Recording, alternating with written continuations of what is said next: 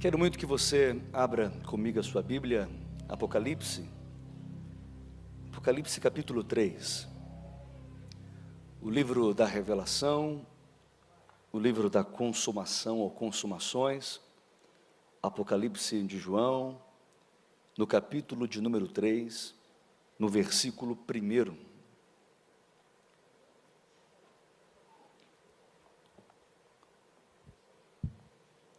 Apocalipse, no capítulo de número 3, no versículo de número 1. Quero falar sobre cemitério espiritual. Cemitério espiritual. O texto sagrado diz assim: E ao anjo da igreja que está em Sardes escreve: Isto diz o que tem os 7 Espíritos de Deus e as 7 estrelas. Conheço as tuas obras, que tens nome de que vives e estás morto. Sê vigilante e confirma os restantes que estavam para morrer, porque não achei as tuas obras perfeitas diante de Deus. Lembra-te, pois, do que tens recebido e ouvido, e guarda-o, e arrepende-te. E se não vigiares, virei sobre ti como um ladrão, e não saberás a que hora sobre ti virei. Mas também tens em Sardes algumas pessoas que não contaminaram suas vestes, e comigo andarão de branco, porquanto são dignas disso. O que vencer será vestido de vestes brancas, e de maneira nenhuma riscarei o seu nome do livro da vida, e confessarei o seu nome diante do meu Pai e diante dos seus anjos. Quem tem ouvidos, ouça o que o Espírito diz às igrejas. Só até aí, fecha os teus olhos, um instante só. Pai, nós queremos muito ouvir a sua voz, queremos muito receber do Senhor nessa tarde. Espírito Santo, flua com muita liberdade, como o Senhor sempre faz em nossa igreja família. A sua palavra é uma espada de 2 gumes, e nós queremos muito ouvir a sua santa e poderosa palavra. Sua palavra é luz para o nosso caminho, é lâmpada para os nossos pés. Sua palavra é o nosso mapa, é nossa bússola, é o nosso alimento. A sua palavra é martelo, escudo e espada. Nós cremos na veracidade da sua palavra e queremos ouvir somente a sua palavra. Que a sua palavra possa trazer para a tua igreja consolo, edificação e exortação nessa tarde. Nós queremos ouvir o Senhor, assim nós oramos em o nome de Jesus Cristo. Amém. O livro da revelação, o livro do Apocalipse, Apocalipse de João, Apocalipse Loanu, o livro das consumações, falam sobre uma direção de Deus, um conselho do Senhor para as 7 igrejas da Ásia, uma palavra de norte, de edificação, de instrução para as 7 igrejas da Ásia. João escreve na ilha de Pátimos para Éfeso, Esmirna, Pérgamo, Tiatira, Sardes, Filadélfia, Laodiceia. A gente observa de forma tão nítida, de forma tão clara, palavras do Senhor que geram uma transformação, que geram uma santa agitação nas 7 igrejas do Apocalipse, nas 7 igrejas da Ásia Menor. O texto-chave do livro da revelação de Apocalipse está no capítulo 1, no versículo 3, que diz: Bem-aventurado aqueles que leem e os que ouvem as palavras desta profecia e guardam as coisas que nela estão escritas, porque o tempo está próximo. Então, é muito precioso ver a maneira como o livro da revelação, o livro de Apocalipse, ele é escrito, e a sua mensagem tão forte, tão singular, tão única. O texto que eu li com vocês aqui nessa introdução, fala sobre uma igreja do Apocalipse, que é a igreja de Sardes. E a história da igreja de Sardes tem muito a ver com a história da cidade de Sardes. Parece que esta igreja e essa cidade, essas histórias, elas chegam a se misturar. Sardes foi capital da Lídia, no século 7 a.C. Teve o seu tempo áureo nos dias do rei Creso. É muito interessante observar que essa cidade era uma das cidades mais magníficas, mais incríveis da sua época, do seu tempo. Essa cidade ficava no alto de uma colina, amuralhada, fortificada, se sentia imbatível, inexpugnável. De fato, a cidade de Sardes nunca sofreu um combate direto, um confronto direto. É interessante ver que as derrotas da cidade aconteceram pela falta de prudência, pela falta de vigilância dos moradores da cidade, dos habitantes da cidade, dos líderes dessa cidade. Os habitantes eram orgulhosos, eles eram completamente autoconfiantes. A história conta que em 529 a.C., o rei Ciro da Pérsia dominou essa cidade. Havia uma pequena brecha na muralha, e ele entrou com seus soldados nessa cidade e destruiu completamente essa cidade.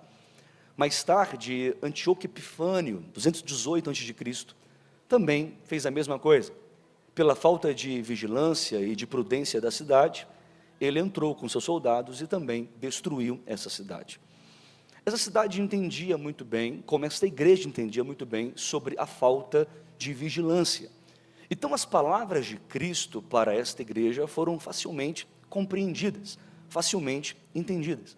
A cidade, ela sofreu uma destruição e ela foi reconstruída por Alexandre, o Magno. Quando Alexandre ele reconstrói a cidade, depois de um terremoto que existiu, ele pega a cidade e dedica a cidade a uma deusa chamada Cibele.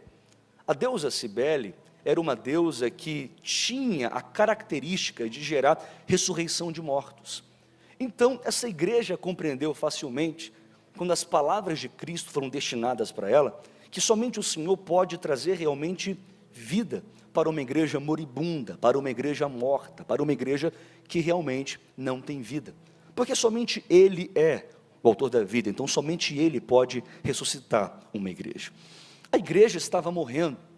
A igreja de Sardes vivia essa morte espiritual. E somente Cristo poderia trazer vida para esta igreja morta. Quando a gente observa sobre essa história, a gente vê que João, ele destina esta carta a uma igreja que era rica, mas uma igreja que era completamente degenerada. Porque a glória de Sardes estava no seu passado.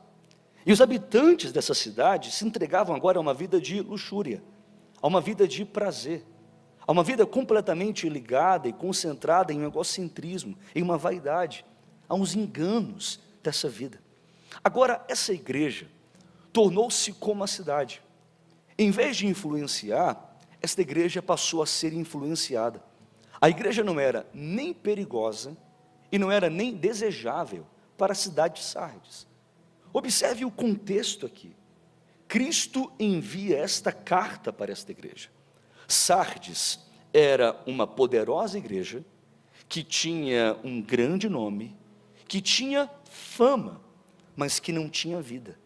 Tinha performance, mas não tinha integridade. Tinha obras, mas não tinha dignidade. Havia uma atmosfera não mais espiritual. Havia uma atmosfera sintética nesta igreja. Eles viam uma falsidade espiritual. Essa manifestação sintética de efeitos especiais desta igreja queria substituir a genuína experiência por algo completamente simulado, por aquilo que não é uma verdade. Nós temos que entender a seriedade das palavras de Cristo para esta igreja. Porque tinha glória diante dos homens, mas não havia glória diante de Deus. Cemitério espiritual. Eu quero que você reflita comigo hoje sobre cemitério espiritual. Cemitério espiritual é quando existem crentes que só têm um nome no hall da igreja, mas ainda não são convertidos. Eles dizem que são membros da igreja. Eles até congregam na igreja, eles até fazem parte de um grupo de impacto na igreja, estão aqui todos os domingos na igreja, mas ainda não foram de forma genuinamente convertidos. Sardes era uma igreja que tinha apenas rótulo, vivia de aparências. A maioria dos membros desta igreja não eram convertidos. A igreja parecia muito mais um cemitério espiritual do que um jardim cheio de vida. Parker, ele diz algo muito interessante. Ele diz que existem igrejas cujos cultos, eles são solenes, mas é como um caixão florido, lá dentro tem um defunto. É muito bonito por fora, é florido, mas lá dentro existe um defunto, existe morte espiritual. Não basta apenas você ter um nome no hall da igreja, não basta apenas você falar que é membro desta igreja, você precisa ser convertido de verdade. A conversão, ela tem que ser uma evidência na sua vida. A conversão, ela tem que ser genuína em nós. Porque esta igreja, ela parecia estar viva, mas na verdade, ela estava completamente morta. Tinha um nome respeitável na cidade, mas só era a fachada. Como é sério isso? Quando Cristo, ele examinou esta igreja profundamente, ele disse isso. No versículo 2, não achei as suas obras íntegras diante do meu Deus. Porque a reputação dessa igreja era entre as pessoas e não diante de Deus. A igreja tinha pompa, a igreja tinha fama, mas não tinha vida e nem tinha Pentecostes. Tinha exuberância diante dos homens, mas estava completamente morta diante de Deus. Aquela igreja havia se transformado apenas em um clube. E como isso é sério? Quando uma igreja se transforma em um clube. Quando começa a ter na igreja as suas panelinhas, os seus grupinhos isolados, existe morte espiritual. Quando eu olho para a igreja de Sardes, eu vejo uma fé que era exercida apenas de forma nominal. Era uma fé apenas nominal. O cristianismo desta igreja era apenas nominal. E seus membros pertenciam a Cristo apenas de forma nominal. Eles falavam, eles professavam, mas não havia vida. Eles não demonstravam com a vida que realmente pertenciam a Cristo. Eles tinham fama de vivos, mas na realidade estavam mortos. Fisicamente vivos, mas espiritualmente mortos.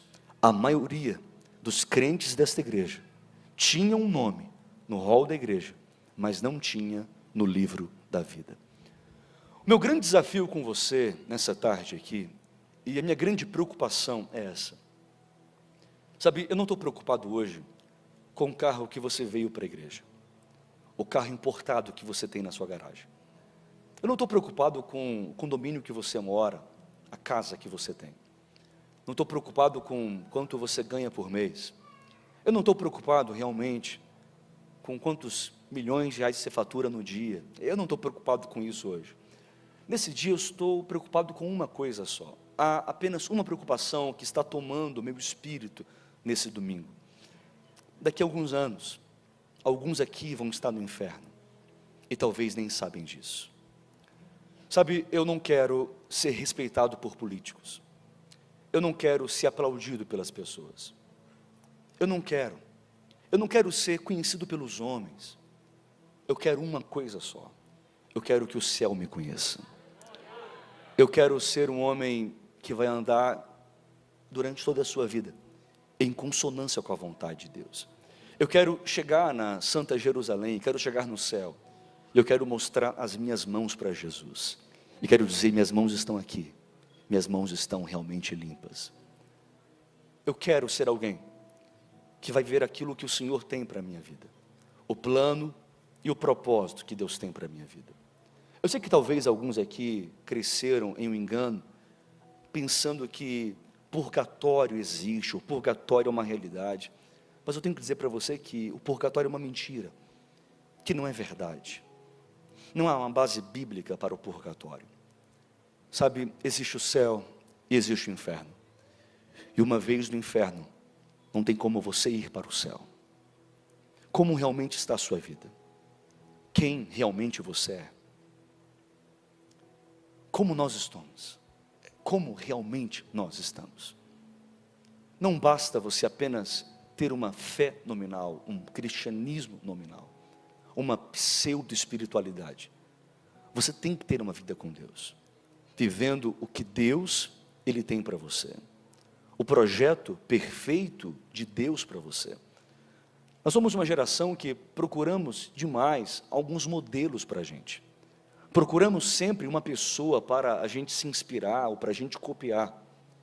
Uma geração que tem tantos modelos. A gente quer se parecer com todo mundo. Mas diz a palavra, 1 João capítulo 2, versículo 6. Aquele que diz que está nele, também deve andar como ele andou. Você tem que querer se parecer com Jesus. Você tem que ser parecido com Cristo, vivendo o plano perfeito de Cristo para a sua vida. Cemitério espiritual é quando existem crentes que, embora estejam em atividade dentro de uma igreja como essa, têm uma vida sem nenhuma integridade. Muitos que vivem em uma espécie de ativismo religioso, eles estão aqui, vivem um ativismo na igreja, eles fazem um monte de coisa, mas não têm nenhuma integridade. Eles não guardam os pés, eles sobem aqui sem nenhum temor, eles fazem as coisas da igreja sem nenhum temor, são mentirosos, são prostitutos, são adúlteros, são imorais, vivem uma mentira, vivem uma hipocrisia, e a hipocrisia é fingir ser aquilo que não é. Cemitério espiritual é quando existe apenas esse ativismo, essa mentira, esse faz de conta. E como isso é sério? Porque os crentes desta igreja e da igreja de Sardes tinham uma vida dupla, e como isso é terrível, porque suas obras não tinham nenhuma integridade. Eles trabalham, mas apenas sobre as luzes da ribalta. Eles querem promover apenas os seus nomes, e não o nome de Cristo. Quando eles pregam com ardor, apenas para mostrar sua eloquência, sua cultura, e não para dar glória para Jesus. Eles fazem as coisas na igreja, apenas para o bispo ver, apenas para os pastores enxergarem, mas não fazem para a glória de Deus. Eles se preocupam apenas com isso. Eles ostentam dons, ostentam talentos, e não entendem que aquilo que Deus nos dá, não é para a gente ser visto, é para o serviço, é para Ele ser engrandecido, porque eles estão à procura de promover apenas os seus nomes, buscando a glória apenas para si. Eles honram a Deus com os lábios, mas o coração está longe do Senhor. Eles são como os hipócritas, eles jejuam, eles dão esmolas, apenas para mostrar sua caridade, para mostrar sua reputação de serem bons religiosos. Eles são como sepulcros caiados, eles ostentam a aparência de piedade, mas negam o seu poder. Formalidade sem poder, reputação sem realidade, aparência externa sem integridade interna, demonstração, mas sem nenhuma vida. É o faz de conta da religião. Eles cantam hinos de adoração, mas a mente está longe do Senhor. Eles vivem essa mentira. Como isso é difícil. Porque em Sardes, os crentes, eles são falsamente satisfeitos. Eles são falsamente ativos. Eles são falsamente devotos. Eles são falsamente fiéis. É uma mentira. Eles estão na igreja domingo, eles batem uma espécie de ponto na igreja, eles conseguem assistir um filme de 2 horas, mas estar 2 horas aqui é um sofrimento. Eles se empolgam com a política, eles se empolgam com o futebol, eles se empolgam com viagens, mas eles não se empolgam com Jesus. São crentes, mas mentem. São crentes, mas são adúlteros. São crentes, mas são prostitutos. São crentes, mas são desonestos. São crentes, mas são amigos do mundo. São crentes, mas não têm intimidade com Deus. essa igreja não pode ser mais uma igreja. Sabe, há uma igreja da moda, há uma igreja da cidade. Não. Isso não tem valor nenhum no final das contas. Essa igreja tem que ser apenas a igreja de Jesus, que vive a palavra de Deus, os princípios do Evangelho, a vontade de Deus para a nossa vida. E o que nós queremos? Como Deus nos vê? Cemitério espiritual. É quando existem crentes que estão se contaminando abertamente com o mundanismo. Porque o problema da igreja de Sardes não são as heresias. A gente não escuta sobre os nicolaítas nesta igreja. A gente não escuta sobre os balaamitas. A gente não escuta sobre os ensinos falsos de Jezabel nessa igreja. Não há nada disso. O que existe nesta igreja é um mundanismo invadindo ela.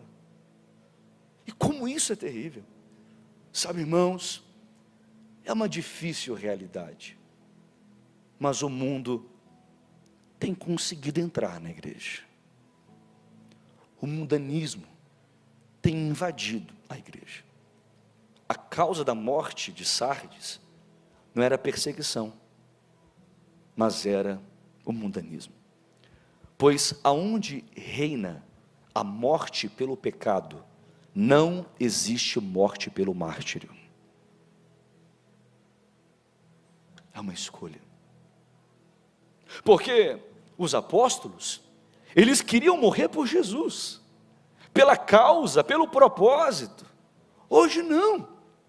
Nós queremos sair da igreja quando o irmão fala mal da gente. Os apóstolos davam sua vida por algo maior. Hoje, quando a gente não concorda com algo, a gente diz: não quero mais saber, a igreja não serve para mim. Porque muitos acham que a igreja é como um restaurante.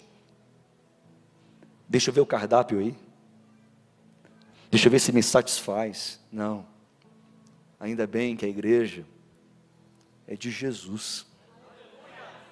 Vou falar mais forte, a igreja tem um dono, e o dono é o Senhor Jesus Cristo. Ele é o Senhor da igreja. A igreja. Sabe, eu quero que você entenda que o pecado, ele tinha se infiltrado nessa igreja. Porque por baixo daquela aparência piedosa, daquela respeitável congregação, havia impureza escondida nos seus membros. Isso era uma realidade. A igreja tinha tornado-se amiga do mundo, amando o mundo e se conformando completamente com o mundo. Os crentes não tinham coragem de ser diferentes. Eles não eram como Daniel. Você vai se lembrar, Daniel capítulo 1, no versículo 8 diz assim: Daniel assentou no seu coração não se contaminar com a porção do manjar do rei, nem com o vinho que ele bebia. Portanto pediu ao chefe dos eunucos que lhe concedesse não se contaminar. Eles não eram como Daniel. Eles não eram como Moisés. Deuteronômio capítulo 34, versículo 10, diz que Deus conhecia Moisés cara a cara, face a face. Essa igreja não era como Jó. Jó capítulo 1, versículo 8, disse o Senhor a Satanás: observaste tu, meu servo Jó? Ninguém na terra é semelhante a ele, homem sincero, reto, temente a Deus e que se desvia do mal. Essa igreja não queria ser como Samuel. 1 Samuel capítulo 3, versículo 20 diz: todo Israel, desde Dan até Berseba, conheceu que Samuel estava confirmado por profeta do Senhor. Todo mundo sabia que ele era um profeta de Deus. Essa igreja vivia o mundanismo. O pecado tinha infiltrado nesta igreja. O mundanismo adoece a igreja. E o pecado, ele mata a vontade de buscar a Deus. O pecado, ele mata os sentimentos mais elevados e petrifica o coração. No começo vem dúvidas. No começo vem o medo. No começo vem até o remorso. Mas depois o coração e a mente fica completamente cauterizada. Agora eu creio, com toda a minha força, que é pelo poder do Espírito Santo que a igreja se levanta de uma morte espiritual. Que é pelo poder do Espírito Santo que uma igreja se levanta de um mundanismo para servir a Deus com entusiasmo. Eu acredito naquilo que o Espírito Santo quer promover na igreja. Certa vez, um pastor local, ele disse em um culto de domingo, ele falou assim: irmãos, no próximo domingo haverá o sepultamento desta igreja. Porque ele tinha diagnosticado que havia morte espiritual na igreja. Ele disse: domingo que vem será o sepultamento desta igreja. A notícia repercutiu, reverberou. Durante a semana inteira todos estavam sabendo. No domingo estava lotado a igreja, todo mundo estava lá. E havia um caixão diante do altar. Todos curiosos para ver quem era o defunto ali. Ele disse: agora venham de um por um até esse caixão. E vieram. Pessoas saíam chorando, porque ao olhar para aquele caixão não tinha um corpo, tinha um espelho lá dentro. Eles enxergavam cada um na sua própria vida. Uma vida de pecados, uma vida de mentiras, uma vida de hipocrisia. Sabe, eu tenho ido em igrejas em muitos lugares no mundo. E em muitos lugares que eu tenho ido, meu coração tem completamente sangrado. Já fui em tantos lugares na Europa ministrar. E ao passar por antigas igrejas centenárias, eu vi boates. Lugares onde eram igrejas que foram locais de um grande despertamento espiritual para a Europa e para o mundo inteiro, tornando-se bares. Nós estamos em um tempo de um terrível relativismo, e o mundo está assim. Observe a América, por exemplo, um país inteiro evangélico. E é comum ver na América, e aqui no Brasil também, evangélicos hoje não praticantes. São os crentes não praticantes. Porque nós estamos em um tempo que é muito bom falar que é crente. Está na moda dizer que é crente. Mas não basta falar que é crente.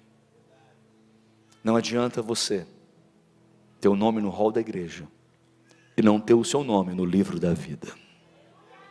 Não tem valor nenhum.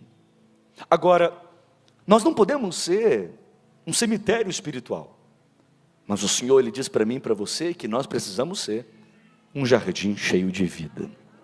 Vou falar mais forte. Nós seremos um jardim cheio de vida. Não, vou falar mais alto. Nós seremos um jardim cheio de vida. Porque a vida de Deus será revelada através de você. E existem bênçãos. Bênçãos de ser um jardim cheio de vida. Existem bênçãos para aqueles que realmente desejam isso. Para aqueles que realmente querem isso. Santidade agora é garantia de glória no futuro.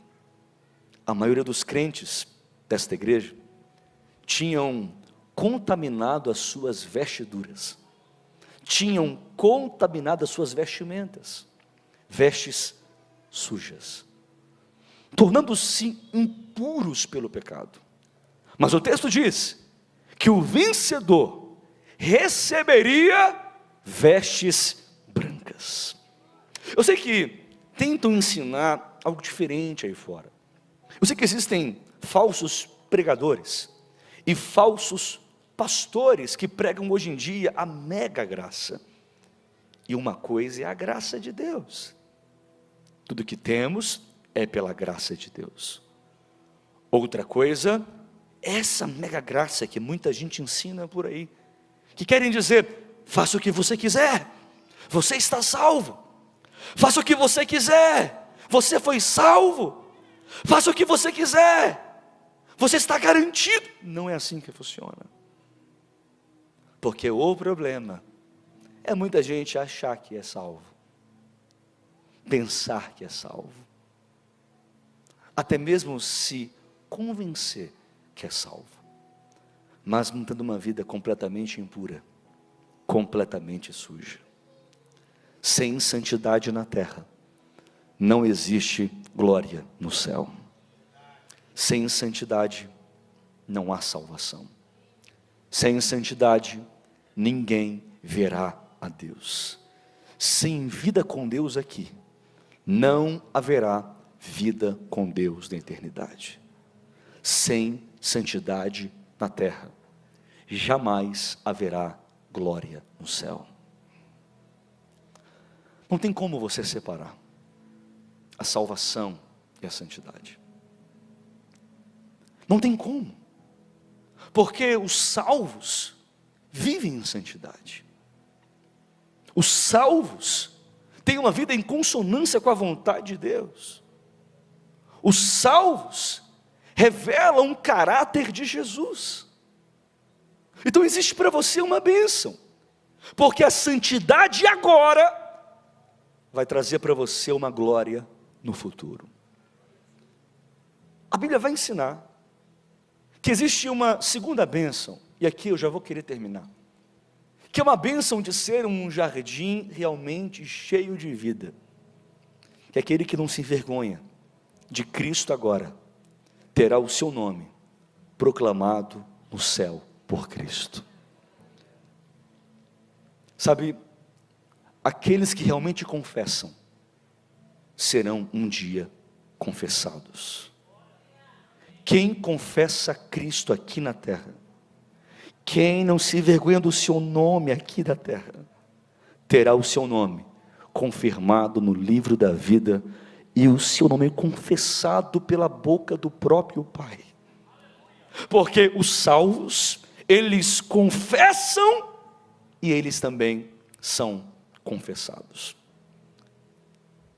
A gente não pode se envergonhar de Cristo.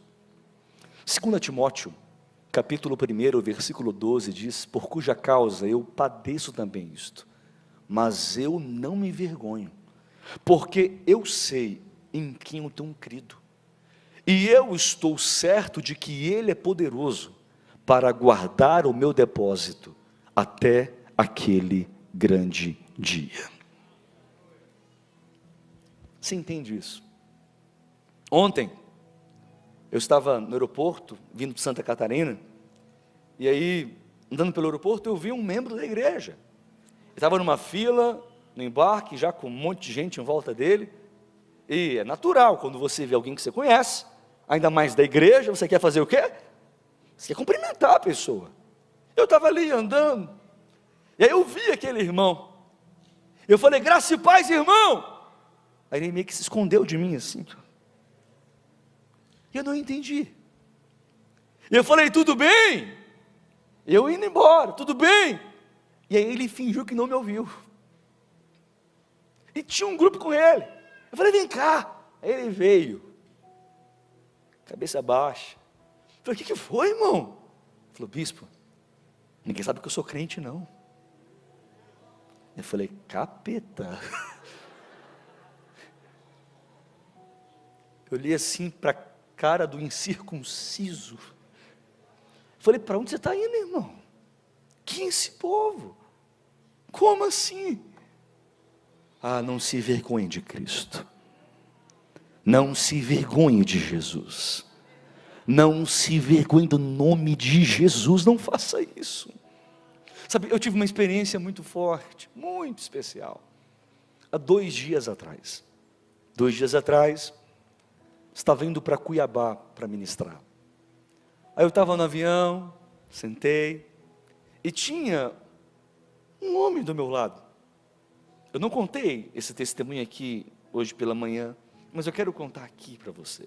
Ele estava assim do meu lado, forte, barrabudo, do meu lado. O avião decolou, passou alguns minutos, ele começou a tremer todo, e ele tremia, tremia, e chorava, chorava, chorava.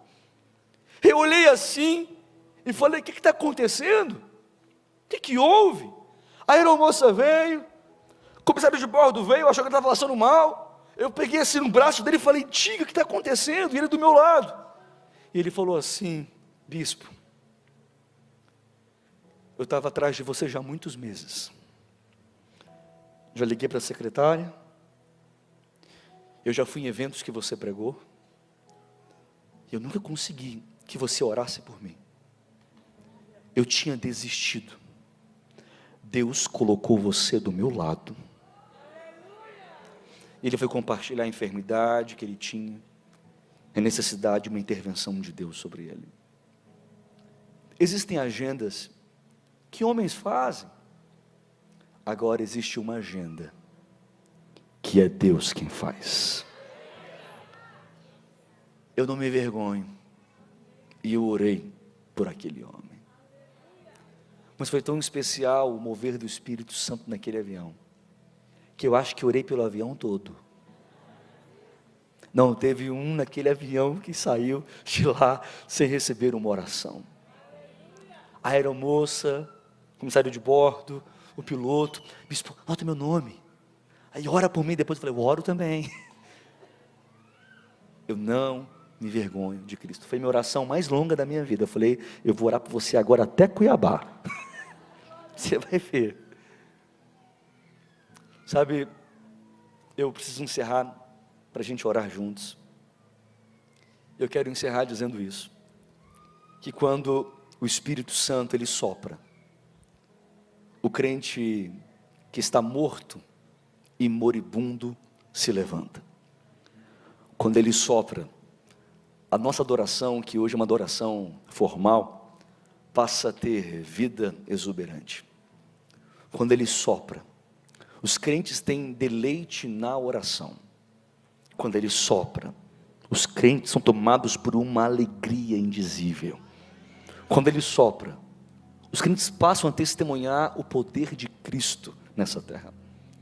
A palavra fala que nós devemos orar no Espírito, devemos andar no Espírito, devemos viver no Espírito. Eu entendi que um morto, ele só pode receber a vida através do Espírito. Que nós sejamos crentes cheios do Espírito, uma igreja cheia do Espírito Santo. Porque uma coisa é a gente possuir o Espírito, outra coisa é sermos possuídos pelo Espírito. Uma coisa é ter o Espírito Santo habitando na gente, outra coisa é sermos cheios do Espírito Santo.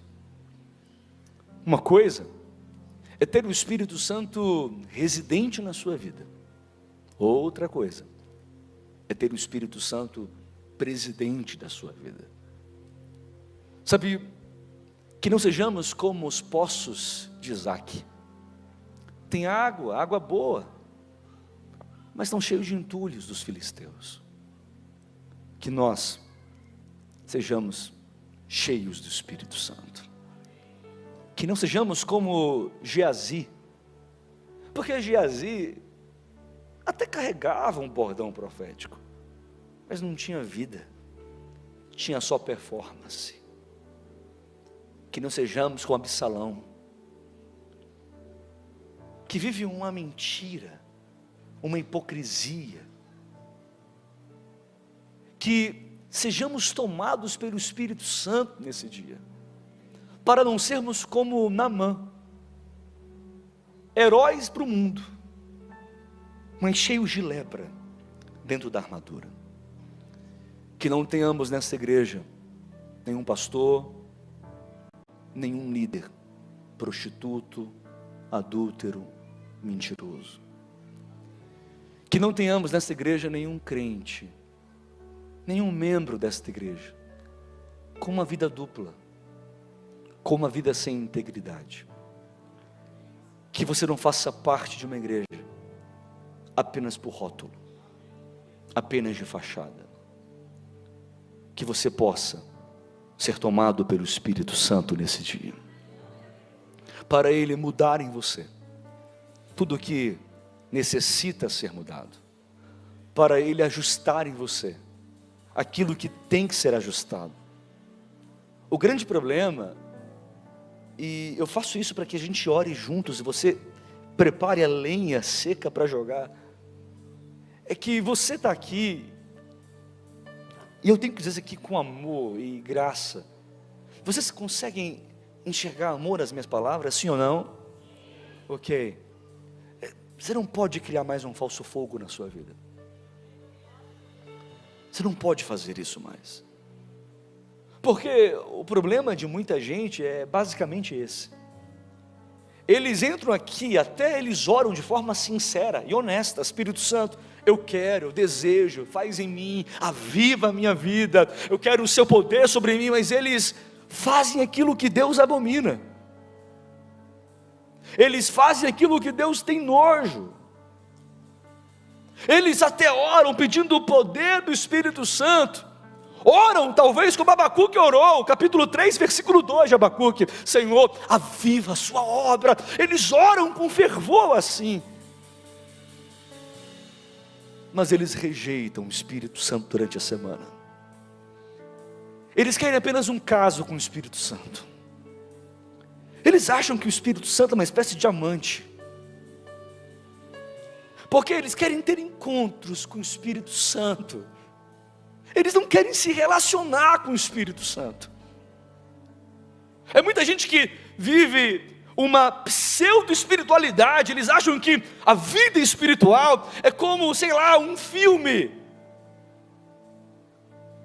tipo um desenho animado, tipo Dragon Ball Z, vocês vão lembrar, o Super Saiyajin. Eles acham que é isso, é agora. Lembra do Power Ranger? Agora eu vou morfar aqui. Não é assim que funciona. Alguns pensam que pode assistir, agora eu vou entrar no Espírito. Não, você não entra no Espírito, isso não existe. O Espírito de Deus não é uma coisa que você usa e deixa de lado. É uma pessoa, e a pessoa mais importante das nossas vidas. Não tem como, irmãos, não tem como você ter uma experiência com Ele aqui, um culto de domingo, e você esquecer dele durante a semana inteira, e é somente no outro domingo você falar: Espírito de Deus, vem sobre mim. Não, Ele tem nojo de você quando você faz isso. Ele não tem nenhum prazer, Ele tem nojo. Ele está dizendo: você quer me usar? Tu quer me sentir? É isso que você quer. Você não quer ter uma vida comigo, você não quer ter relação comigo dia após dia, você não quer isso, você quer ter encontros. E muitas vezes encontros escondidos com o Espírito Santo. Você não quer ter uma vida com Ele. Você não quer nem apresentar Ele para a sua família, para os seus amigos. Você não quer andar com Ele na rua de mãos dadas. Você não quer ir num shopping com Ele, não quer ir para restaurante com Ele, você não quer ir viajar com Ele, você não quer entrar num carro com Ele, você não quer ter uma vida com Ele, você quer ter um momento com Ele. Você quer ter só isso. Você quer a superfície.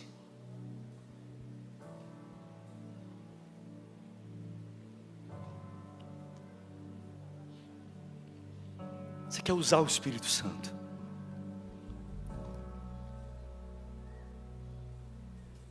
Você quer apenas as mãos dEle, as bênçãos dEle. Você não quer Ele. Você só ora pedindo coisas. Você não pede Ele.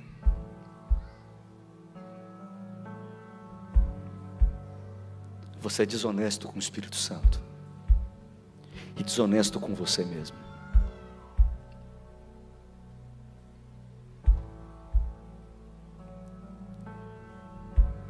Você não ora, não lê Bíblia, não jejuma. Às vezes quando faz isso, é para pregar, para dar um GI, para compartilhar a palavra com alguém. Você não tem vida com Ele.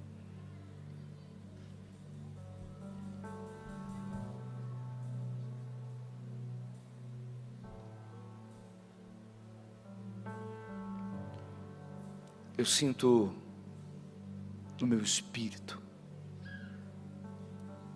eu tenho uma percepção espiritual muito clara. Eu não seria um louco de falar aquilo que não é uma verdade inquestionável para mim aqui. Eu ouço como um choro, é como um choro do próprio Espírito Santo. É como o Espírito de Deus chorando. E diz a Bíblia que ele chora.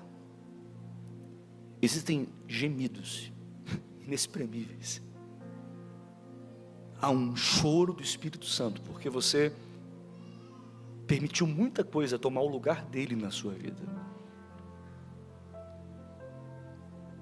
Eu sei que você está enfrentando lutas na sua vida, problemas na sua vida, em várias áreas da sua vida. Eu sei.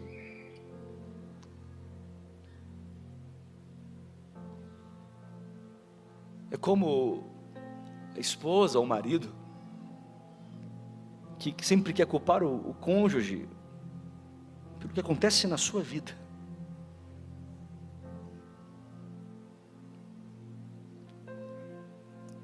Pelas suas decisões erradas, posições erradas. Eu peço ao Espírito Santo para que ele venha trazer um batismo de quebrantamento aqui agora. Muitos terão agora essa oportunidade de confessar seus pecados ao Senhor. Dobre os seus joelhos agora, aonde você estiver.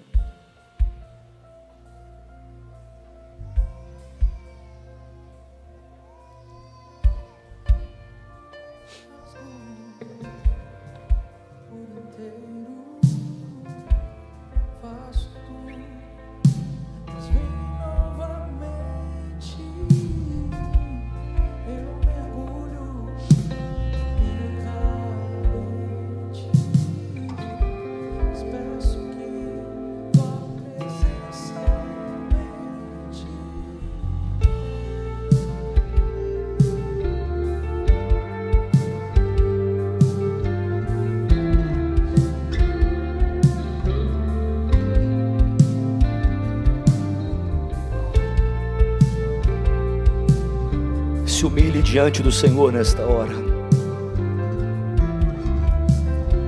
Confesse a Ele seus pecados.